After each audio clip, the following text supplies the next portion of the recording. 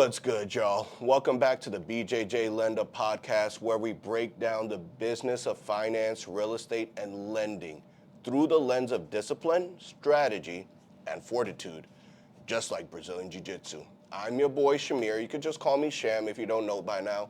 And today, we're taking a deep dive into the state of the housing market, what's happening for first-time home buyers, real estate investors, and how upcoming tariff agreements and interest rate shifts could change the game. Joining me today is my boy, Nasa, from SmartVest Capital. If you're in the investing space, especially in Texas, you already know my boy Nasa as a real estate expert who's been navigating in the market for years. Nasa, welcome to the show, my boy. Hey, appreciate it. Yes, Thanks, sir. man. All right, y'all. So let's start broad, bro. We've seen some interesting shifts in 2024. Inventory is still tight. Prices are still fluctuating, and demand in certain markets is cooling while others are still hot.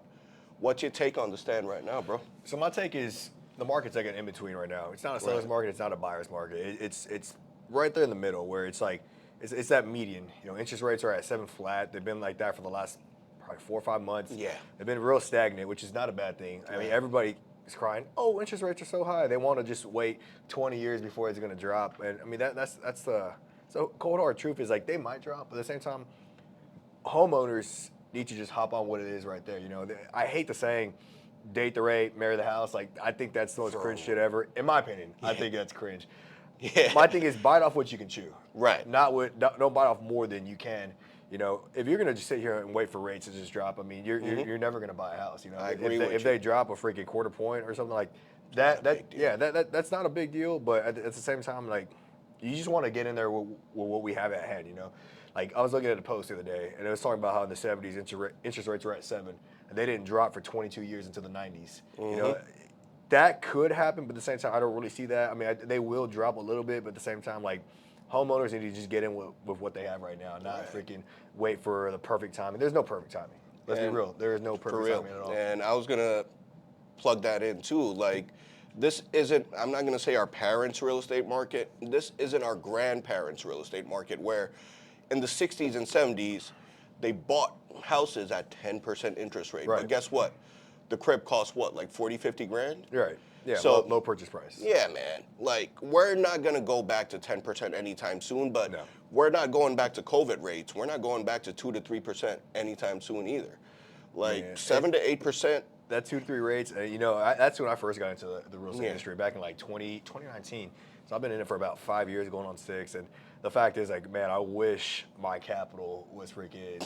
I wish I had more capital at the time to buy a lot more houses because I was just getting out the Marine Corps at that time. So I was broke as hell, man. And I was going independent at that time. That was when I was working at the bank still, and I said, "Fuck the bank." Anyone sees my LinkedIn, you could vouch for that.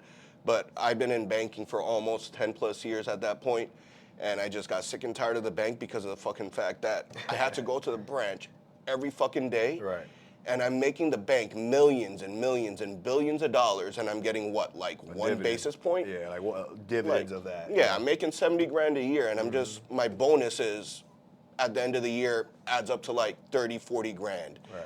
Of which I'm probably going to keep 10, 20 grand anyway. So while living in New York, right? Yeah, while living in New York. So making 80, 90 grand a year as a banker, making the bank millions and millions of dollars, when a friend reached out to me and said, yo, bro, why don't you just become an independent broker in the lending market? And that's what opened my eyes.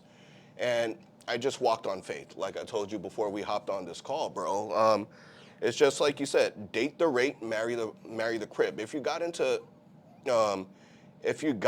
real estate, like you said, and during COVID times, 2 to 3%, guess what? Crazy. That still blows my fucking mind. Yeah, just to be a regular homeowner on the market, a home buyer, not an investor, they're putting you in handcuffs, my guy. Yep. Because you're never ever going to take out equity and feel the power of house hacking and like the power of real estate at that point, because you're so married to that rate of 2 to 3%, you're imprisoned. No, you definitely are. I mean, it's kind of funny how, I mean, we're talking about like just regular interest rates. I mean, you talk about hard money. Hard money was cheaper then too. I think even for like fix and flip loans, it was like a 9. Yeah, 7, 9, 8, 9. 7 for rentals. 9 for fix and flips. Usually 1 to 3 basis points like off origination. And I mean, you got these guys coming in that never flipped homes. Everybody's an investor at the time. You could buy any piece of shit, do a freaking basic make ready to it, just some horrible freaking GC work, toss it back on the market, and still make money. Right. All those people are gone. All those freaking COVID freaking flippers, they're all out of here. All the real big dogs are still here. They took their PPP money, invested in a couple of real estate, did fraudulent shit. And they took their money and ran. And now that the IRS know they frauded their PPP, they owe them money or they're going to be behind bars. Man, and going back to what you were talking about when you're working at the bank, I mean, it's good. And I just want to circle back to that. And having people in your circle that encourage you to be a free thinker. You know, everybody's tied to that corporate freaking, that what's the word for it? You know, the corporate 9 to 5, right? Yeah. And that's what you were doing for the rat race, you know? And, you know, for me, I was in the Corps, man. I got out, kind of really didn't know what I wanted to do, but I was like, you know what, I'm going to go work in oil and gas, go be a blue-collar guy. Right. And, I mean, that's what I was thinking. I had a friend as well. I mean, another free thinker, like, hey, man, you should probably try this, man. I can give you an opportunity. Like, let's get you into this. I'm like, man, I don't know shit about that. Yeah. Same reason with you. It's like, not the same reason, but same thing with you. You got your friend trying to say, hey, man, like, you're in corporate banking. Like, let's get you into freaking having your own lending freaking part and being an entrepreneur. And, you know, nobody really wants to do that. I mean, for me, my whole life, I mean, growing up, get a 9 to 5, freaking, get a freaking 100K crib, get a freaking 50K truck, and that's it right there. You're good to go. You got your benefits, you got your 401K, but I listened to my dad, my Army guy dad. He said, just get a 9 to 5, get 100K, get your benefits, raise a family, quit in 40 years, collect your income. Nah, I couldn't be doing that. And you know what really drove me to leaving the 9 to 5? What? This right here. Not the belt, but this sport right here really changed my life. Jiu-jitsu really changed my life. Jiu-jitsu, I don't know what it did, how it helped you out, but like you said, it helped me become more of a free thinker, take more risks, and just take action and make more choices on my own instead of listening to what my manager wanted me to do. Right. Because honestly, I wanted to think outside the box. I was sick and tired of my manager because my manager is just a, corporate puppet at that point who's just, I'm not going to drop names. Okay, Chase, you're okay. Drop that fucking name. Yeah, I'm not going to drop no names, Chase. I'm not going to drop no names, Bank of America, so go after me if you want. But, yeah, like, he's just used to the curriculum, the quarterly goals, the bottom line, and how to finesse the numbers and hit them. But me, I'm like, okay, I'm too good for this shit. Right. I got to take risks. I met a couple of entrepreneurs in New York that were doing the same thing, working outside their comfort zone. I mean, we were just talking about bigger guys and smaller guys manhandling us on the mats, right? It's the most humbling thing. I mean, if I could survive on the mats, I could survive in real life. Right. You know, and I had a different take going into jiu-jitsu, man. Like, getting out the Marine Corps, like, I was in the infantry, man. And you're with your freaking squad, your team, your platoon at all times. And getting out, it was a little lonely, man. It was kind of weird. You come out, you go back to wherever you're from, and you go to your city, you make new friends and all that stuff. But at the same time, it's like, it's not the same. You're not really going through any adversity with your regular friends. And when I got on the mats, I got on the mats probably about 3 months after I got out, maybe 4 or 5. Nice. Somewhere between that 6-month period of getting out, you know. And it was different, man. I mean, you go and get on the mats and you just get freaking smashed, bro. You get just killed by everybody. But yeah, then you look to your side, you got your other friends, same thing.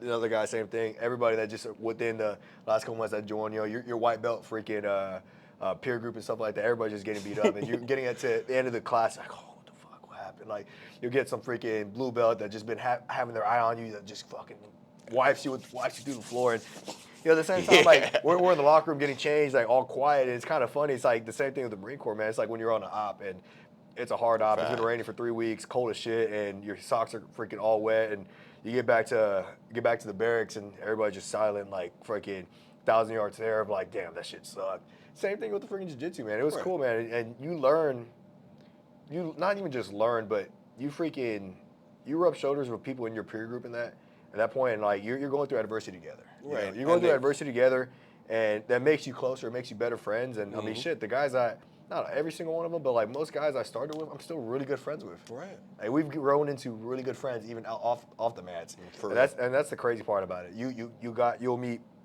drug dealers, you'll meet fucking super lawyers, you'll meet lenders, Right. you'll meet freaking Realtors. guys that are billionaires, brokers. You know, you meet everybody. It's like it's crazy. Nobody cares about what you do outside. I mean, we care, right? But I never asked anyone on the mats what the fuck they do for a Right. living. We just spar, grapple the shit out of each other, beat each other up, and at the end of 5-minute rounds, we just, dap up and say, good roll, man. Right. And that's how I measure your character. Right. Like, are you willing? The thing about jiu-jitsu, it's less physical, more psychological, I Right. think. Like, it's more about measuring character and how much drive you have as a human being. Willpower. Willpower, there Yeah. you go. And how far you'll go and not quit. Right. No, I totally agree with you on that, man. I mean, jiu-jitsu definitely changed my life in the aspect of like understanding, like, man, I am not the best at everything. Like, I might be the best in freaking real estate or freaking whatever I want to say I'm the best at. You know, I'm always gonna toot my own ego. That way I can freaking wake up in the morning, have some type of motivation. Yeah. But you get on the mats, man, and you get freaking smashed by some 16-year-old that's been training for the last 13 years. It's like, what the fuck just happened? I'm going to do you You one go better. home, and you're driving home, you're like, Crying. did I just get beat No up by music on. Did I just get beat up by a teenager? What the fuck? Yep. No music on. Yep. I'll drive home without the music, just replaying the rounds I had that night. Yep. I'll do you one better. My first jiu-jitsu class, I walked in. The coach, I was a 230-pound power lifter, and I was a big-time power lifter before I got into Brazilian jiu-jitsu. Right. After wrestling in high school and playing football in high school, I transitioned over to lifting weights, and I did that for a good amount of time. And I bulked up to like 230. I was about 25% body fat. I walked into jiu-jitsu thinking like, okay, I could fuck anybody up. And guess what the coach, the instructor that day did? What? He put me with a girl 1/3 my weight, 95 pounds, Oh, man. Marine Corps too, Asian chick. Oh, my God. And guess what? She put me to sleep. I did not know how to defend a rear naked choke. She took my back like that, lightning fast, 30 minutes into the round, and I fell asleep. Yeah, Instructor walked up to me and said, "You're done for the night." I'm like, no, go sit on the wall. They got Zhang Willie on you. Yep. UFC So fighter. that was my introduction to jiu-jitsu. Right. And for someone coming from the wrestling mats, it's a whole different ball game. I don't care what anybody says. Wrestling is go, go, go. Wrestling doesn't really have much of a strategy. Wrestling is about being aggressive and attack, being on the offense. Jiu-jitsu, it's like driving a car. You slow down, you speed up, you slow down, you speed up. You got to know when to cruise and when to hit the brakes and when to speed up. Yep.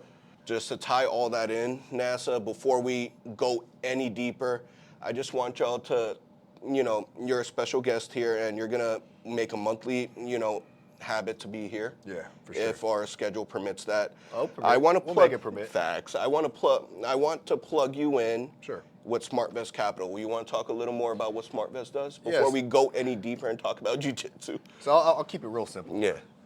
Yeah, so what SmartVest does is we purchase homes. Okay.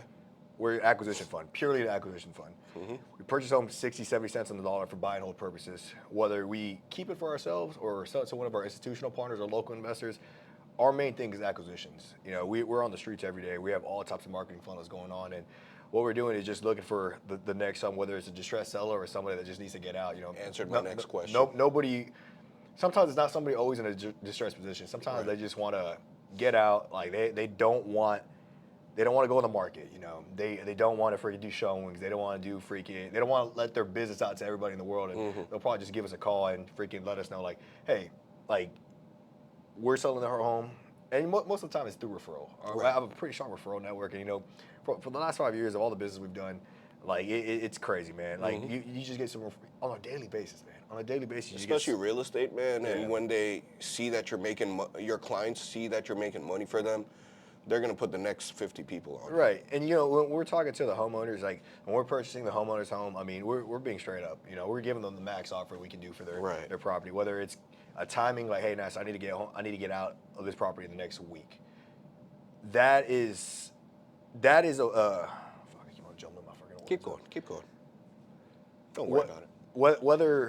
Whether they need to get out of the property quick, Right. or they just need to sell it because they're just in a bad position, or mom died, husband died, they can't afford the bills, like that's what we come in. We come in and give them the max offer we can give them out. You know, our max allowable offer, we'll put it on the table. We never want to like freaking cut anybody short of what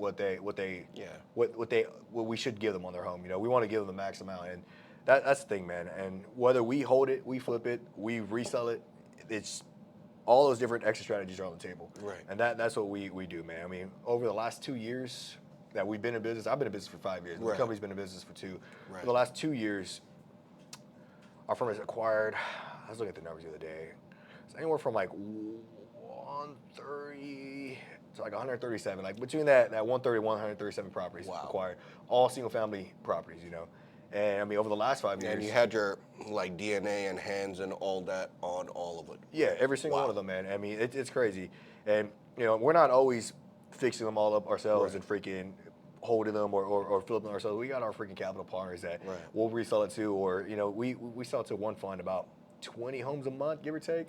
And these guys are buying 90, 95 cents on the dollar. So it's fucking crazy, man. You got people that are overpaying single family homes. You know, you got all these different institutions out of freaking New York, freaking buying in Dallas, Houston. You know, our main market that we do business in is Houston, but right now we're tapping into Dallas a little bit too. You know, we're trying to do as much business in Dallas because eventually we're going to open up our own office, open up shop over there, man. Right. So, I mean, Dallas is next. That's what we got our eyes set on. You know, we've looked at Austin, but that's not really a market we want to freaking get into. It's just, it's like in LA. Yeah, I don't want to get too much into Austin. No, there's really not much to say about Austin. San Antonio, I mean, it's a cheaper market, but at the same time, like, there's not a lot of demand out there, man. Right. There's not a lot of demand out there. San Antonio is more for the culture. It definitely is more for the culture, but man, if you doing something over there, it has to be cheap. Yeah. It has to be cheap, man, because if you're touching that $200-300K price point, whether it's a hold or a flip, I mean, I'm telling you, man, go to Houston, go do business, go to Dallas, just stay out of San Antonio. Right, like we'll do business out there, but like I said, if we're purchasing it for like 50 to 60K, that's what we're buying. We're not gonna buy anything in San Antonio over 150. If I'm being honest, you know, there's no point. Honestly, you're not gonna get much profits out of it after like renovation or anything, so to speak. Really? No, not really, man. And that's an unfortunate thing about it, man. I mean, when you look at the demographic of San Antonio, I mean, it's a lot of lower class freaking like Hispanics, right? And you know, they can't really afford the higher price points. That's just what it is. I mean, you got the people that live out there that can't afford the higher price points, but it's a real small community of people that can afford that. So, I mean, when we got markets like Houston and Dallas in Texas, like that's where you really want to be. Right, that's where you want to be. And I think like, Dallas is our #1 market in Texas, in my opinion. I believe that. Yeah. We have a couple of guys that on the match that came from San Antonio. You know what I'm saying? And thing is, like, you know, if you grow out of San Antonio, you got to leave. Like, a couple of the guys, you know, Gracie Baja is expensive. We all know that. Right. Everybody that's watching my channel knows about Gracie Baja because you're a jiu-jitsu practitioner one way or another. So you already know we're part of a cult, but we keep it real, y'all, okay? Gracie Baja is fucking expensive as fuck, but we do it for the networking. Right. Like, I wouldn't have met Nasa. Nasa wouldn't have met me. We wouldn't have met the tons of millionaires that are in the Gracie Baja. Billionaires, too, man. Billionaires, apparently. Too, man. That's the crazy part. Yeah. I never would have thought. Yeah. So I talked to Upiano. He was telling me we got some billionaires at River Oaks. Yep. You got to pay to play, y'all. I mean, we're not paying just for the jiu-jitsu, but we're paying. It's kind of like people going to grad school, okay? You're paying for the education and the network and the alumni that are part of Gracie Baja. I mean, Gracie Baja gets a bad name, but shout out to Professor Upiano and the team at River Oaks and West Chase for actually running a legit program as opposed to a couple of other academies out there that give our community a bad name. But like I was saying, San Antonio, we got a couple of heads that outgrew San Antonio and are in the Gracie Baja network. I mean, my business partner himself, he's from like an outskirts town of San Antonio, but he lives here in Houston. He moved here a couple of years ago after he finished grad school. And I'm telling you, man, like, you outgrow certain areas, just like how it's slow as fuck when they moved to. Sorry to cut you off, but good. when they moved to Houston, they're like, dude, I can't keep up with the pace in Houston. San Antonio's like 20 times slower than this. Right. Like the things we do in one day here takes me 2 weeks in San Antonio. No, yeah, I talk to my business partner about that all the time, man. I mean, it's small town USA out there, especially for like the outskirts cities. You know, even with our outskirts cities like Katy, Cypress, Spring, all that stuff. Like Still fast. Yeah, they're still a lot more faster paced than over there. But I mean, that's South Texas. I mean, you go to Dallas, same thing. Like those outskirts cities, they're still pretty fast paced. You know, I mean, that's just part of it. I mean, those are freaking big cities, legit big cities, man. And I mean, I think Houston is a fucking crazy market. Whether it's like talking about the housing market, the freaking the employment out here is crazy. I mean, it's a melting pot. You got people coming from all over the world to come to Houston. I was talking to one of my Israeli buddies the other day, and he was telling me, he's like, man, Houston is a land of opportunity. And I was like, it really is, man. Because Miami got bought the fuck out, guys. Yeah, Miami, that's a cesspool itself. Right. Don't get me wrong, I mean, it's a beautiful city, but I mean, Miami is fake. New York Part 2. Miami's fake. Yeah. That's just what it is. All the BBLs. Let's not even talk about that. And let's stay on topic. But yeah, San Antonio, you don't want to do investment properties over there for real. Like people grow out of San Antonio and move to Houston or Dallas to seek opportunity, and they just become what's the word I'm looking for?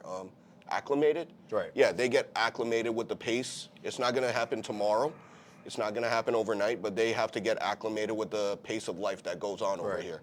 For me, coming from New York City and moving here, I had to dial it back. But I was like, that's like one of the fastest paced cities in the United States. But still, we move quick over here. We move quick.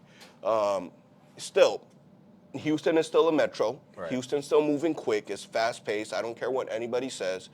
It's a little slower than New York, but guess what? It's still fast. Don't get me wrong. We have people coming in from San Antonio that are trading with us saying, dude, how the fuck do you, manage to, keep up with here? I'm like, dude, this pace is slow for me. You know what I'm saying?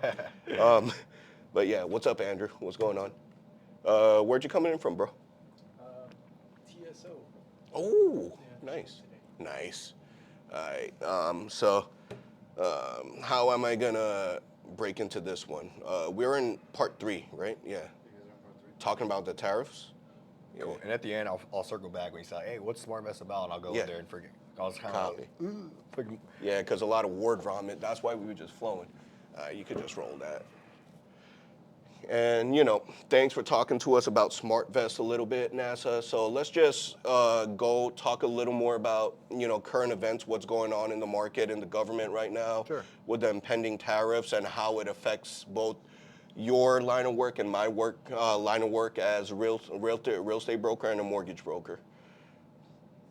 Yeah, I mean, I think the tariffs. I think what that's going to do. I mean, one, I do think it'll be long lasting in certain aspects. I think Trump freaking, I think he put like real high tariffs right there just to shake it up a little bit, just to wake everybody the fuck up. Say like, hey, this is what's going on.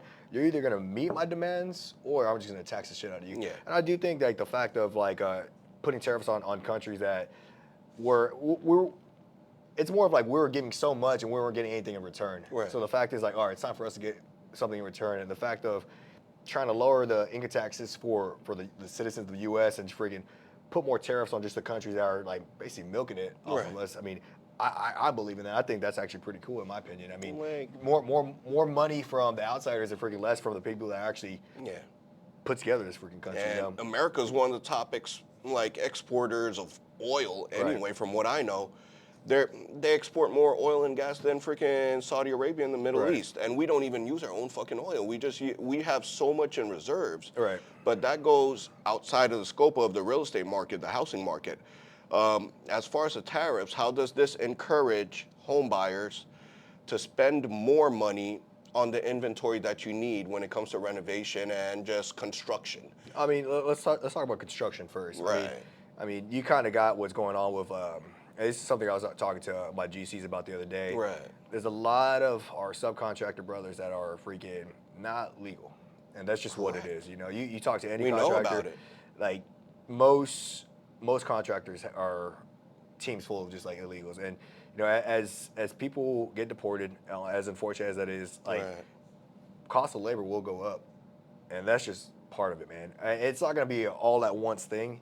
Right now they're getting the criminals out of here, but at the same time, more people that aren't criminals will start getting deported that don't have their papers correct. And I agree. You know, with that being said, I mean, you're going to have to rely more on just American citizens. And you know, the thing about American citizens is you got to pay. You got to pay a lot more, and that's what it is. I mean, most contractors that have illegals on their crews and stuff like that, I mean, they're able to freaking get away with paying very low wages to them. And you know, for American support citizens, their families. American citizens minimum is freaking what? Is it still $7.25 for freaking minimum wage? So you're paying these guys $7.25, and you gotta play overtime. You gotta pay freaking if they're W-2. You gotta freaking do the taxes, insurance, benefits, and I mean it's more expensive, man. Yeah. So labor will go up.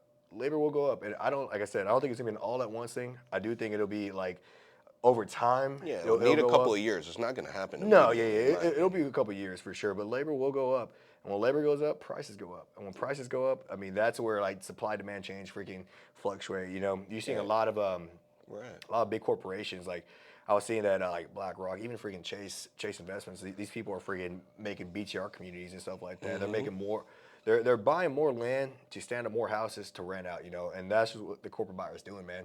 I mean, I'm not here hating on it because I'm selling the land to these corporate buyers, but at the same time, I mean, that's just where we're heading to, man. It's gonna be more of a renter's market, you know. Stuff's gonna get so expensive where a lot of people aren't gonna be able to buy, you know. Buying power is gonna go out the window, and you know, with what it is, a lot of people in this current market, like, can't afford rent, you know? Nah. Like, they can't afford a freaking two-bathroom apartment, you know? It's $4,000 in New York City, I think. $4 or $5,000 for a 2-3 bedroom bathroom apartment right now. Like, I think you the still average come down here, it's like $2,500, $3,000, but still. I think the average in Texas, or in Houston at least, I think Dallas was like 1,800. I think Houston is like still between 1,500 and 1,700, give or take. Something like and that. that's for like a low end apartment. You know, you're talking about like getting into like a B plus apartment, and then you're paying $2,500. You want to go to A plus, A minus apartments, you're talking about $3,000 plus, $4,000 plus. Like I'm paying almost $5,000 a month, but I'm also I live in a high rise. You know, that's just what it is. Same here, bro. So going back to, you know, cost of labor, guess what? Thing with Americans, citizens, you got to pay, bro. Like the cost of labor is going to go up, meaning you're going to be skimming into your profits. Business owners are going to be taking home less. And because of that, like, you know, because you have to put them into employment benefits and all that, they're going to be demanding a lot more than, unfortunately, what these undocumented people are going to do. They're going to, undocumented labor, they work harder for a lot less because their bottom line is not about the money that they're making, is making sure their family is being provided for. Because you could speak from experience, NASA. I could speak from experience. I'm a first-generation American. I understand the stuff that, like, you know, my family, my relatives had to go through just to make it in this, you know, great country of ours. But, like, some people are less fortunate. They have to, you know, cross the border. They come on a ship from Cuba, or, like, you know, they somehow make it over here for another, like, second chance. And because of the situations they've been given, they can't work with papers. And you know, they're out here, you know, they had a corporate career back home. They're like attorneys, accountants, engineers, man. They're coming here like washing dishes or bussing tables or going into... Chasing that American dream, man. Yeah. Chasing that American dream. Keeping their family fed, bare minimum stuff, but doing everything they can to freaking get to that, you know. And that's the thing, man. Like, me talking about this is like no way hating on immigrants, man. Immigrants are the best workers I ever freaking met. Like I have a few guys that are immigrants that work for me, and freaking biggest hustlers I've ever freaking met, you know, in the sales industry. Oh man, now what? Let me tee you in on that one.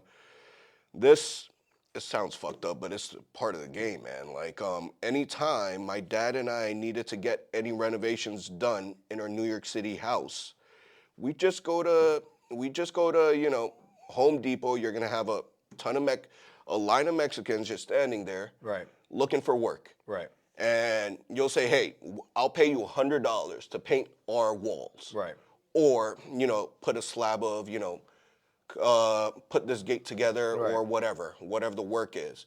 A job that is probably like $1,000, $2,000. You just tell them, "I'm gonna give you a couple $100, and they'll take the job." No, that's a fact, man. Even for us, like on the remodel side, whenever we go to see our freaking remodels and stuff, like midway, let's say the phase two remodel, and they're hanging drywall or freaking putting up texture for the sheetrock. Like stuff like that. Like you go in there, these guys are partying, having a good time. They're in there getting it. They're not in there complaining. They're not in there bitching. And that's the same. Like we need our immigrants, man. And that's just what it is. And they're just blasting their music. It's for the culture, man. They're gonna be sipping on their Heinekens, their Coronas. Oh, yeah. One You of got the my beer mentors, bottles in the front yard. Yeah. Oh yeah, I come in there. These guys popping a are partying. Percocet and going to work. Now let's be honest, carpenters. I know what y'all do. My mentor in the financial service industry before he got into, lending and investments, used to be a carpenter, and he used to tell me the boys used to just pop Percocets and have a Heineken in hand and just go to work. Some of those guys are wild, man, but they get the job done, man. Yeah, They they'll get the do fucking 10, job done. 14 hours. Labor that is not legal, but guess what? They'll fucking do it to get the job done and so that their family gets paid for it, right? Yep.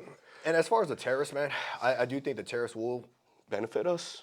I think they will benefit us in the bigger picture as far as the United States and like taxation, all that good stuff. But as far as like material, that is I was getting into that. That is where it'll affect us a little bit. Like I said, labor's gonna go up due to undocumented workers like getting kicked out the U.S. with having to come in the right way. But the tariffs on like as far as like supplies like lumber, metal, like we can make we're self-sufficient country. We can make a lot of stuff ourselves. It's a lot more expensive. But if we get stuff from like let's say Mexico or whatever country we're getting Like anything shipped bamboo from China. right? Like even like Chinese material, like it will get expensive. Like all the plastics that we get, like whether it's freaking like vinyl for freaking siding or whatever the fuck we get, it will get a little bit more expensive, and that's just what it is. Like but at the same time, with the tariffs, and let's say taxation does play out like this way the next couple of years where the American citizen gets taxed less, whether you're whatever class you're in. Let's say that does work. I think it will freaking balance out at some point. I do think in the beginning it will be rough and prices will go up. It's going to be expensive. Yeah.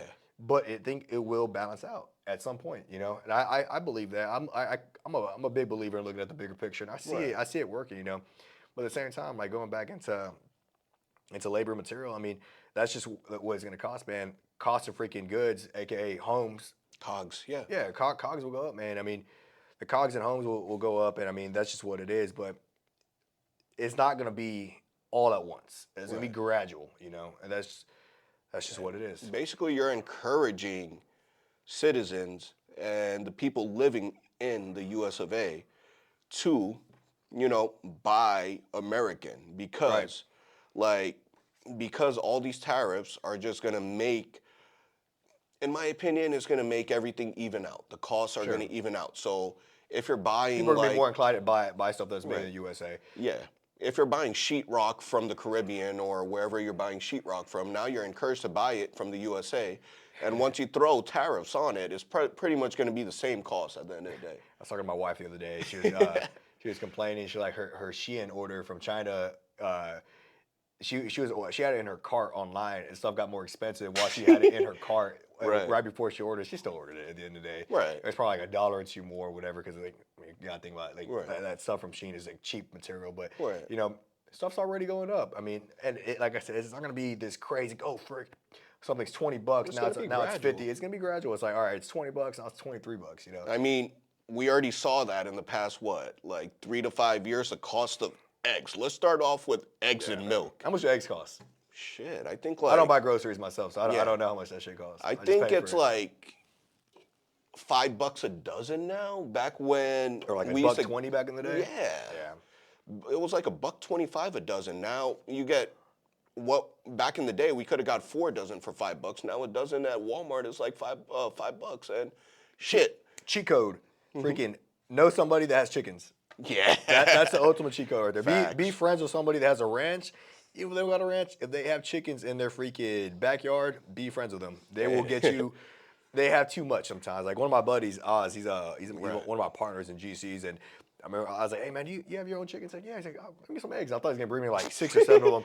He brought me like 60. God bless his soul. Big ass bags. He said, "Hey man, just don't break them. Put it in a basket. That way they don't toss." I was like, "Hey bro, you got it." He just gave me 60 at a time. I mean, if eggs if I was a college student now, as opposed to back in the day, I wouldn't be able to make it as a bodybuilder, bro. Nah. Like, the way I was eating eggs, I was having like a dozen eggs a day, dude. Like, 6 eggs in the morning. I used to follow that bodybuilding.com meal plan, Nowadays, we're always on the run. I can't have 5, 6 meals a day. I'm lucky to have 2 to 3 meals. I'll have one shake in the morning, one shake at night, and one real meal after training, and that's my day. But like, if I was following the college student diet, I wouldn't be able to make it these days. Buying like $5 for a dozen eggs, shit, I'd probably have to live off of 2 to 3 eggs a day back then. No. Back when I took lifting weights seriously.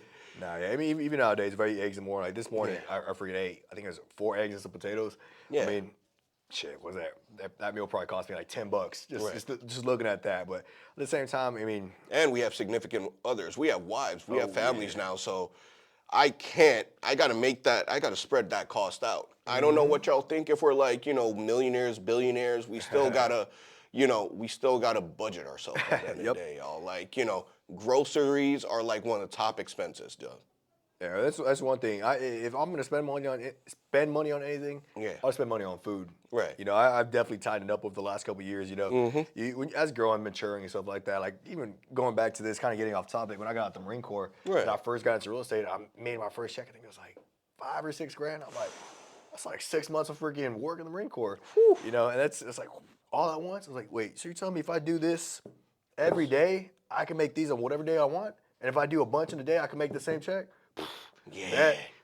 Just freaking run it up at that point. And, that's one thing I've never been shy. Like, I'm going to spend money on food, but, as you grow up and mature more, you tighten up different things. Like, talking about drinking. Like, I don't really drink too much anymore. And the fact is, it's like, I spent a lot of money on drinking. Like, oh, I have money in my pocket. Let me freaking go to the club and pop these freaking bottles that are freaking 30x what they cost at specs, And I mean, that's stupid stuff. But if I'm gonna spend money on anything, I'm gonna spend money on food. Yeah. My diet is very important. I like being in good shape, and I like being I like feeling good. Right. Because if your diet's good, your mental's good, and that's the way I see it. I mean, shit, I was eating like 2 meals a day for the longest time. I was wondering, like, man, why am I free? I lift a lot of weights. Tired. I'm always tired. I'm training. I'm like, I'm supposed to look better. I'm supposed to like feel better too. What the fuck's going on? Well, I'm eating 2 meals a day. You're gassed out. Yeah, I'm gassed out. Then I freaking upped it to 3. I was like, okay, I feel better. Upped it to 4. Shit, I did 5. I was like, that's a little too much. I'm not gonna force feed myself like that because I'm not bodybuilding or anything. 5, 6 is pushing it. 3 to 4 is okay. 3 to 4 is okay. And when I have a 4 meal day and I go train in the evening, man, I feel fantastic. I feel like a monster on the mats, man. I'm like, all right, I'll go against the big boys. Like, all right, come here, where the 250-pounders at? Let's smash these motherfuckers today. Yep. But that's like when I get that. And for the longest time, I think for a good year, man, I was eating like 2 meals a day just because we're busy, right? We're busy guys. Then you go train and you're like gassed as soon as you freaking start drilling. I'm like, dude, like I cannot be here. Then you stay for a 2 a day.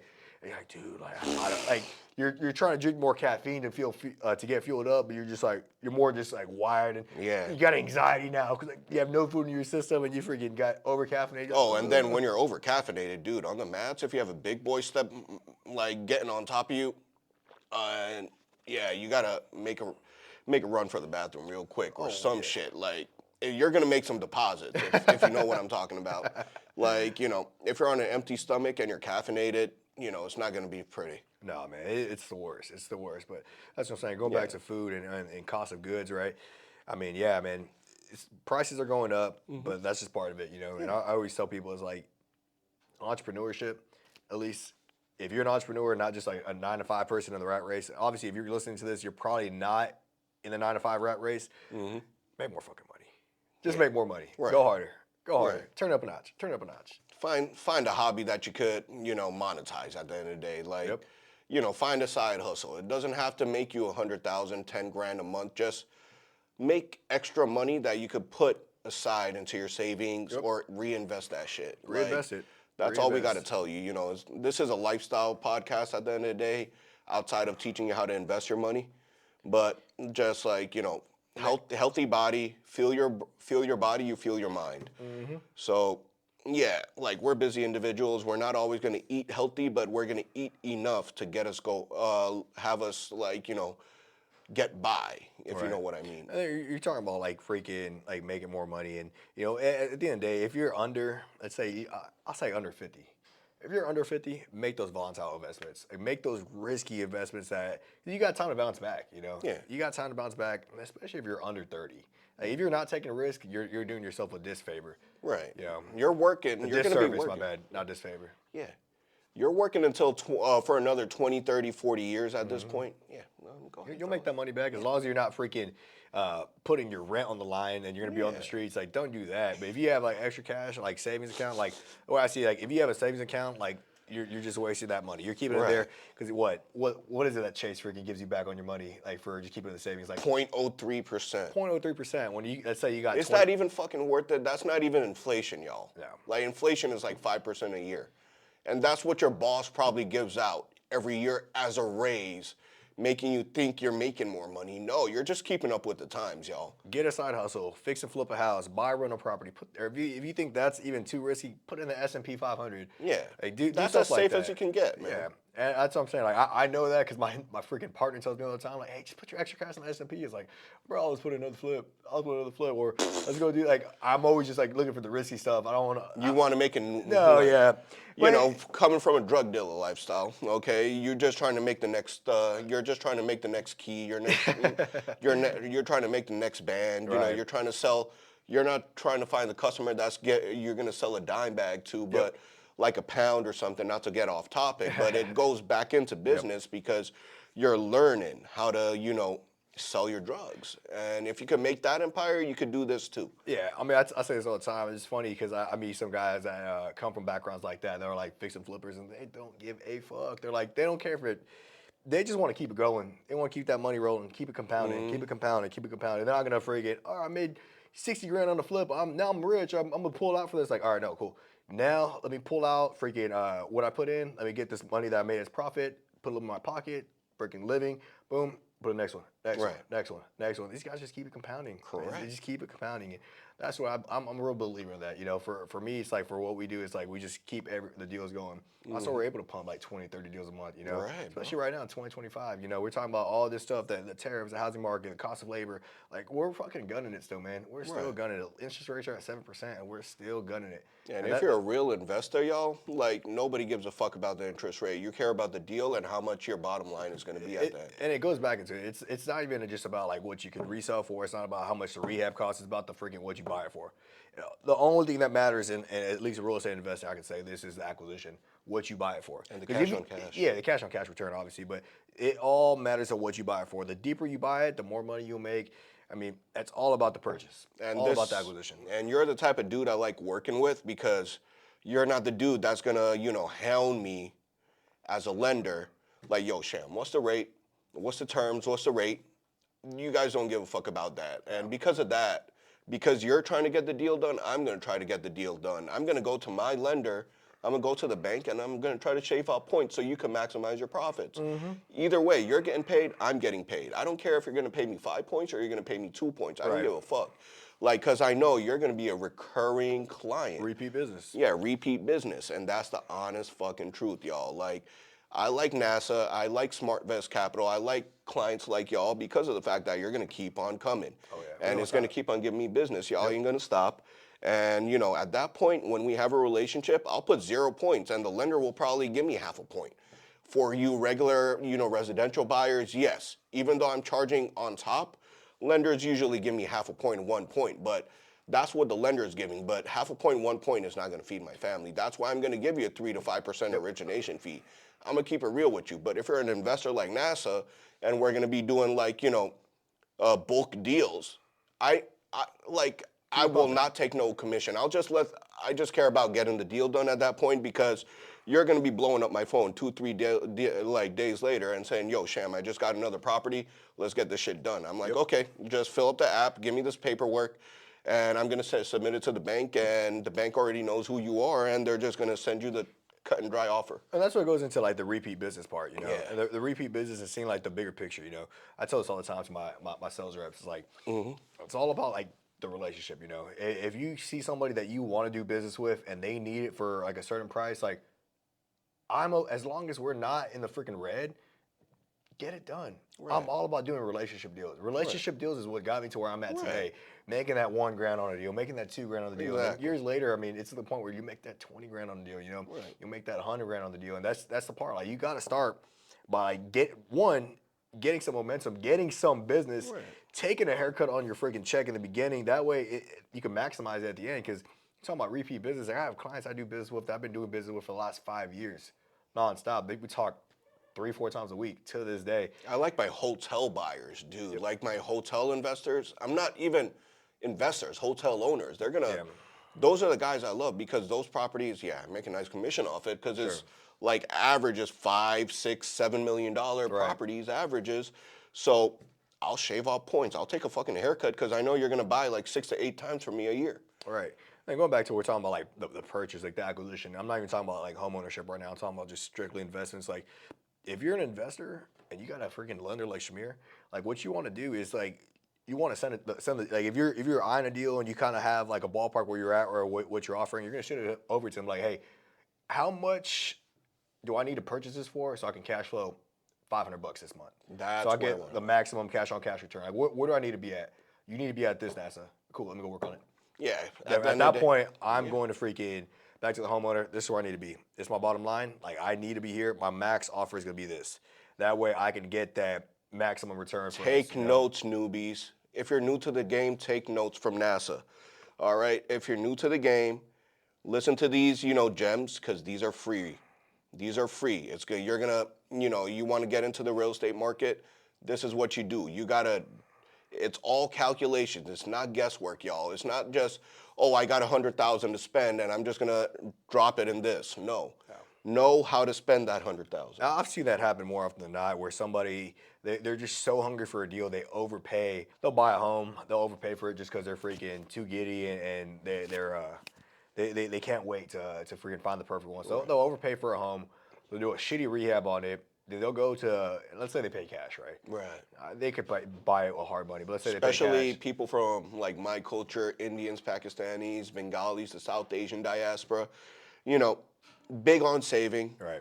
Our parents taught us big save culture, not about invest or anything. And some of these guys are very religious and don't care about interest. They do care about interest. And you probably work with like, Muslim guys like that. And they're like, they'll buy a flat out property for 100, 200 grand, not knowing how much risk they're taking on. Yeah, I mean, they won't run the numbers correctly. They'll overshoot the ARV and then they'll freaking have the American rents. dream. Yeah, they'll have the rents freaking. They'll have like all the wrong numbers, and they'll do a shitty rehab on it. And then they'll go to a guy like Shamier, try to do a cash out refi. It appraises for way lower than what they expect, and now they're keeping their cash locked into that property for X amount of years. They're not getting it rented out because they didn't do the rehab up to par where they needed to. And it's just a big shit show, man. That's why you got to be patient. You got to freaking know an expert like myself or anybody in my team, and that we could guide you in the right direction and put you in a property where it's like the right price. We'll tell you what the right amount of rehab. We'll give you a third-party contract just to use to make sure this shit's getting done the right way.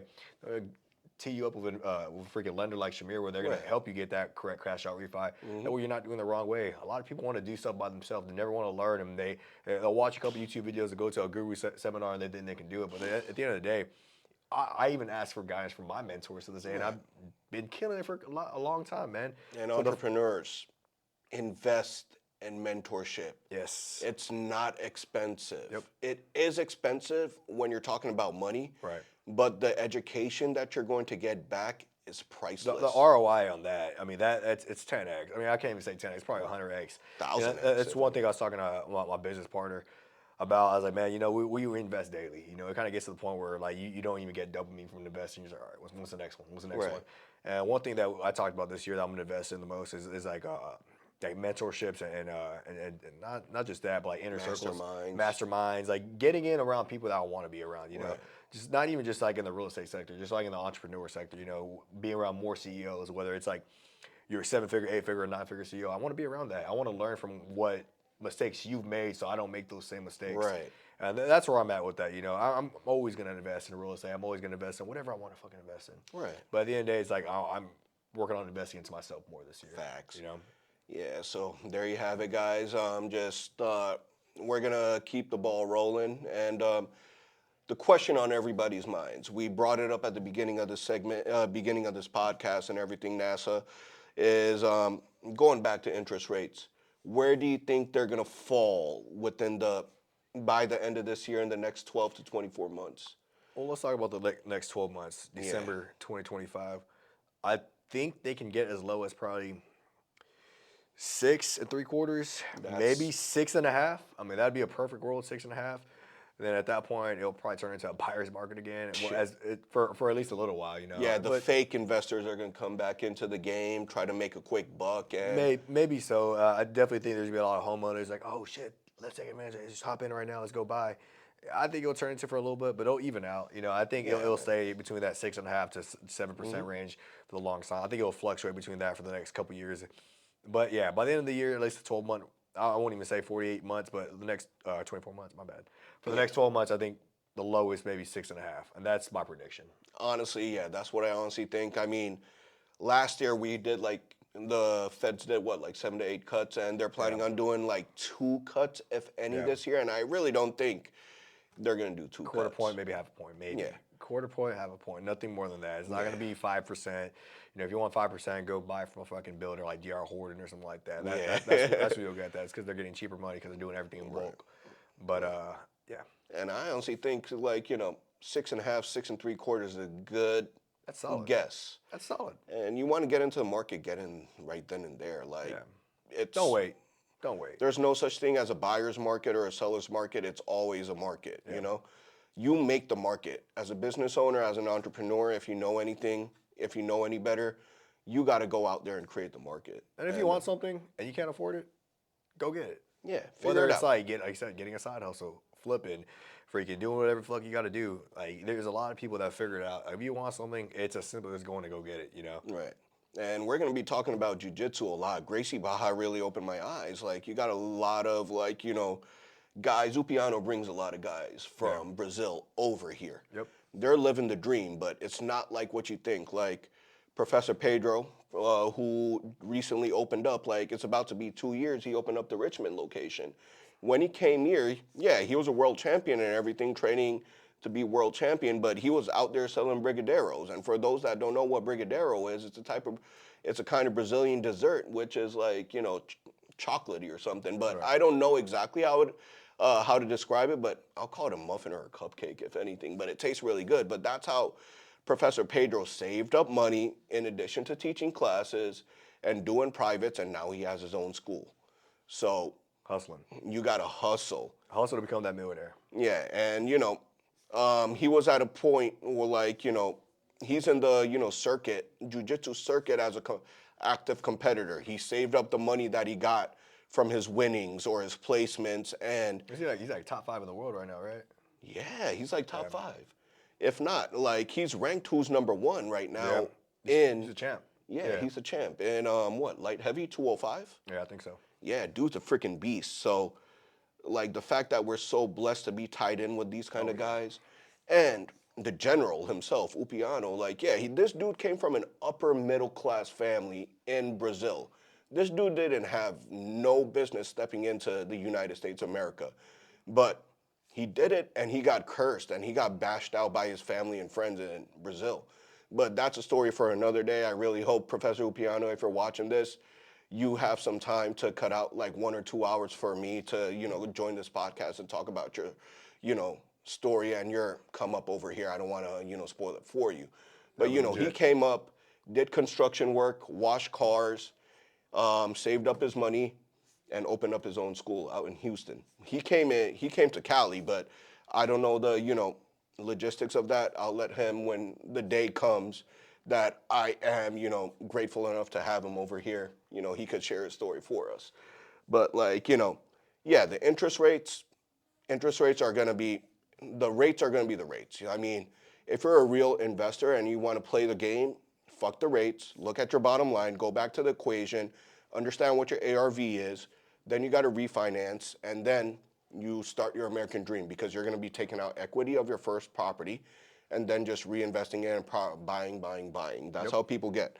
It's not gonna happen in 1 year. Just remember that. This is one thing I talk about all the time with my partner. We fucking kill ourselves, man. Thinking oh shit, we're not there yet. But it's something doesn't happen overnight. It takes a little time, but it doesn't mean drag your ass. That means freaking get to it and keep it going. Yeah.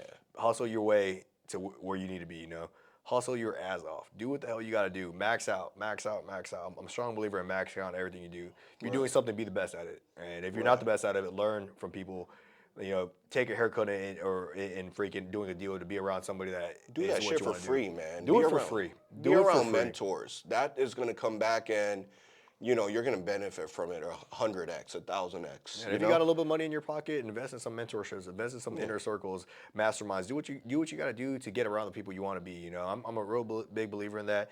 If you want to be something, surround yourself by at least 3 of those people. And if you're hungry, we got funding specialists here. That's not my line of work. I don't want to get into it. People that will help you, get the funding that you need through credit cards, line of credits, and all that. And if you're hungry, you're not looking at that, credit card limit as a loan. You're looking at it as an investment. So use your credit, but that's not my place to talk. What I want to jump back into is how we started this podcast again, bro. I just want to plug you in. Where can we find you about SmartVest, and what do you guys do again? Yeah, so SmartVest Capital, we're a single-family acquisition fund. We specialize in buy and holds, fix and flips, and resell to local investors and institutional capital. You can find us on Instagram at SmartVest Capital or on Facebook at SmartVest Capital. Thanks, bro. And as always, everybody that's tuning in to the BJJ Lender, Season 2 is going to be fire.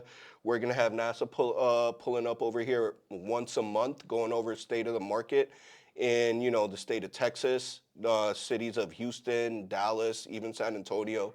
Fuck Austin. Real talk. Jiu-jitsu gets everybody together. Yep. I'll tell everybody, sound mind, sound body, as I tell everybody. Yep. And follow SmartVest Cap. You already know where to follow me, the BJJ Lender, guys. Keep rolling. Stay hungry. Keep rolling. Smash that like button. Ring that bell. You know what to do. Follow my boy, SmartVest Capital. Follow my boy, NASA, at SmartVest Capital on Instagram. You know what to do. You want to make your first investment? Hit him up. Very knowledgeable. We dropped some gems here today. I'll see you on the next podcast.